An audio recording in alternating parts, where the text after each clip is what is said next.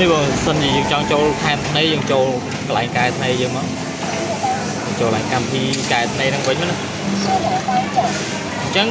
បើសិនជាយើងស្ទើរមកជុលឬក៏កន្លះជុលអីយើងដើរទៅកន្លែងកម្មវិធីនេះមកនេះយើងចូលឡាននេះក៏បានហ្នឹងបើយើងចង់ទាញមកជុលហើយបើយើងចង់និយាយទៅវាកន្លែងកែថ្នេវាមានច្រើនកន្លែងវាមានកម្មវិធីនឹងផងកន្លែងនេះផងអញ្ចឹងយើងចូលអានេះក៏បានដែរចូលហ្នឹងមកគាត់ហ្នឹងឡើងកម្មវិធីទាញថ្នេមួយកណាត់អញ្ចឹងទីហោថានេះយើងស៊ូមមើលយើងចង់ស្កល់ថ្នេហ្នឹងចេញមកក្រៅមកជុលទៀតនេះយើងចង់ស្កល់ថ្នេពីត្រឹមហ្នឹងមកជុលទៀតអញ្ចឹងយើងសេវវាដើរមកយើងសេវមួយអញ្ចឹងមកយើងសេវឲ្យវាលោតក្រហមអញ្ចឹងហើយតែយើងដើរទៅមុខដើរទៅហើយយើងសេវមកជិះវាឲ្យយើងទាញហើយចុះទីហោថាថ្នេបាយបង្កើត30ឬក៏32 34 36អីបាយទាញតាមហ្នឹងមក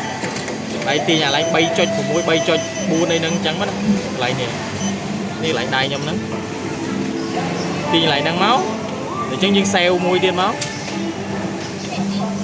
យើងសេវឲ្យបាយស៊ូមមើល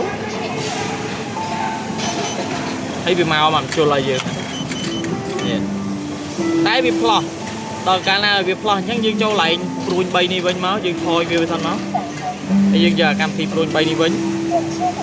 អានេះយើងចូលស្រួលថ្នេវិញយើងអញ្ចឹងមកយើងវាយថ្នេមកទីថ្នេបាយដាក់34អញ្ចឹងបាញ់ដាក់34អញ្ចឹងមកដាក់34ហើយយើងយកអាបន្ទាត់ត្រង់នេះហើយយើងសេវមួយមកហើយយើងស៊ូមមើលឃើញកន្លែងហ្នឹងវាថ្នេវែងជាងគេអញ្ចឹងយើងសេវឲ្យវាក្រហមមួយយើងដើរទៅមុខចេះមកជុលចឹងមកយើងសេវយើងអូខេវាឲ្យថ្នេហើយវាមានអាចន្លោះថ្នេកន្លែងហ្នឹងឲ្យយើងហើយអញ្ចឹងអាហ្នឹងការថែមថ្នេយើងចង់ទាញចេញទាញចូលហើយទាញចឹងមក